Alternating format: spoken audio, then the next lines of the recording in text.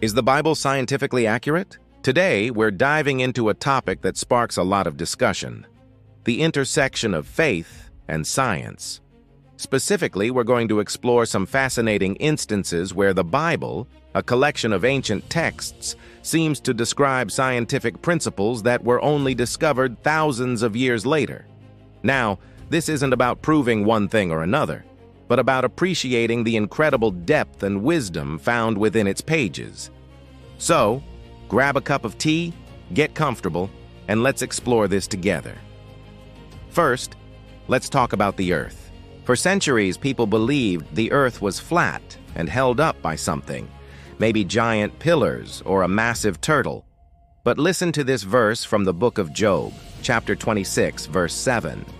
He stretches out the north over the void and hangs the earth on nothing. Hangs the earth on nothing. That's an incredible description of our planet floating in the vast emptiness of space, held in its orbit by forces we now call gravity. The book of Job is considered one of the oldest books in the Bible, written thousands of years before the concept of a spherical earth suspended in space was scientifically understood. It's a powerful and poetic image that aligns perfectly with what we now know from astronomy.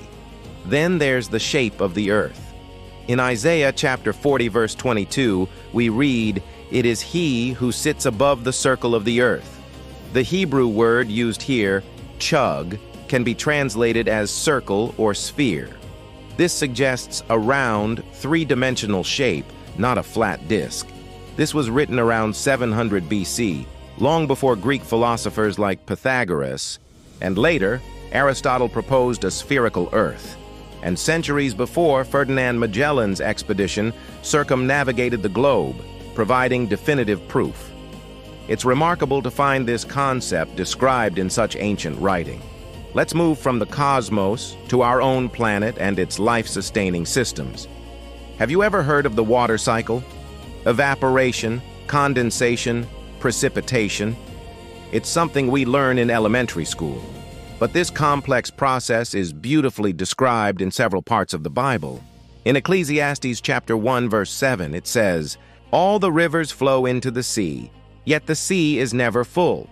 To the place the streams come from, there they return again."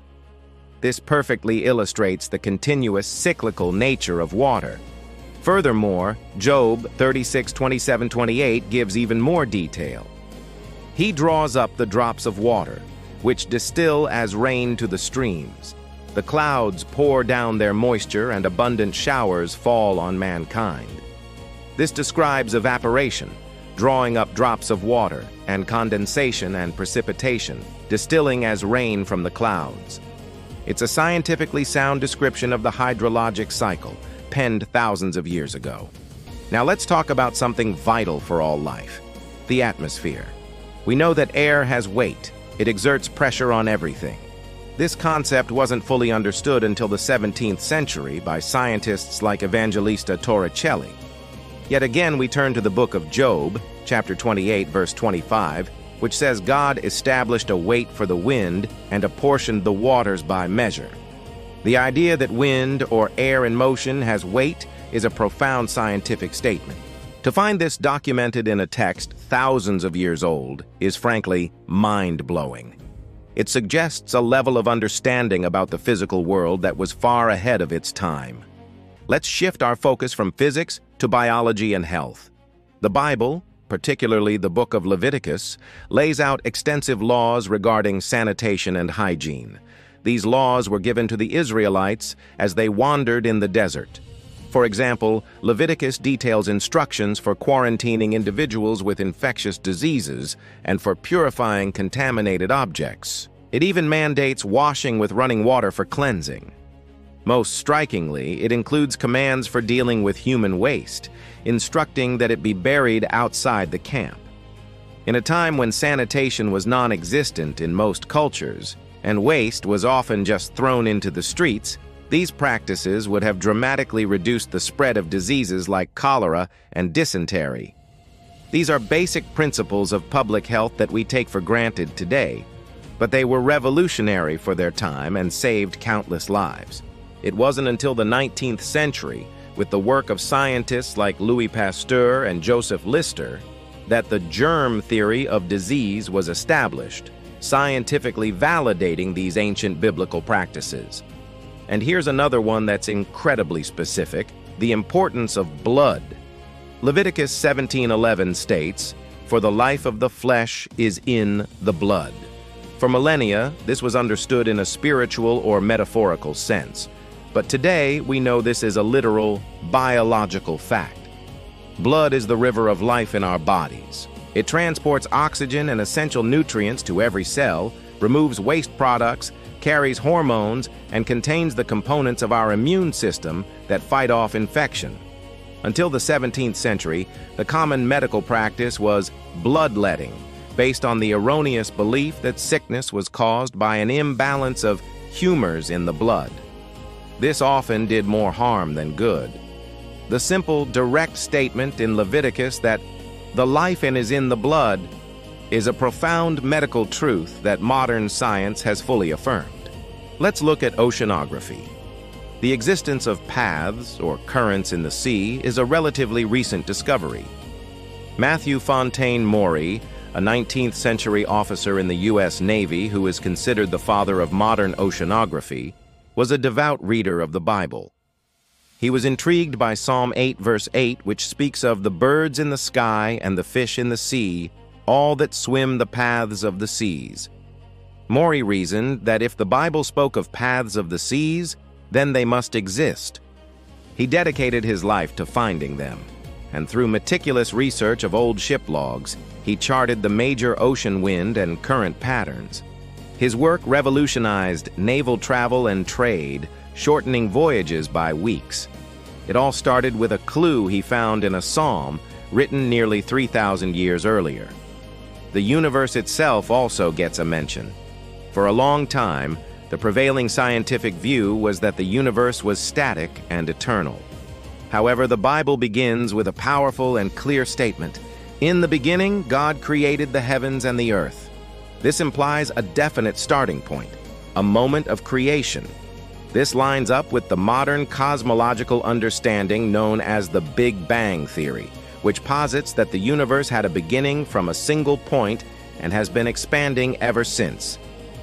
The Bible's concept of a finite beginning to the universe was at odds with scientific consensus for centuries, but now it's the prevailing scientific model.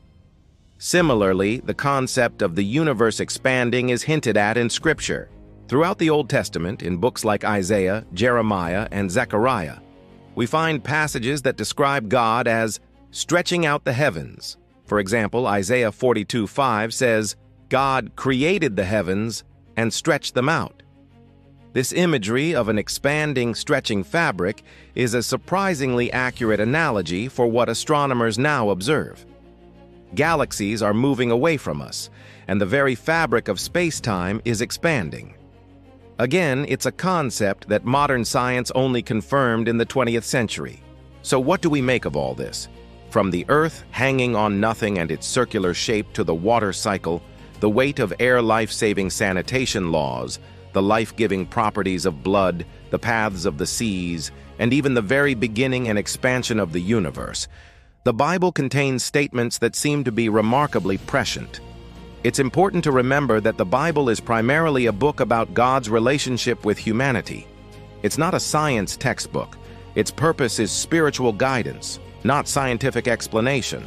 However, when it does touch upon the natural world, it seems to do so with an accuracy that is far beyond the knowledge of its human authors at the time. For people of faith, this is seen as evidence of divine inspiration, that the ultimate author knew the design of his creation. For others, it's a fascinating historical and literary curiosity. Regardless of your perspective, you have to admit it's thought-provoking. It challenges us to look at this ancient text with fresh eyes and to appreciate the layers of wisdom it contains. Exploring these connections doesn't create conflict between faith and science. Instead, it can build a bridge, showing that they can coexist and even complement one another in our quest for truth and understanding. Thank you so much for joining me on this journey today. I hope it gave you some interesting food for thought. What do you think? Were there any of these that particularly surprised you? Let me know in the comments below. I love reading your thoughts and engaging in respectful conversation. If you enjoyed this video and want to explore more topics like this, please give it a thumbs up, and don't forget to subscribe and hit that notification bell so you don't miss our next video. Thanks again for watching, and see you in the next one.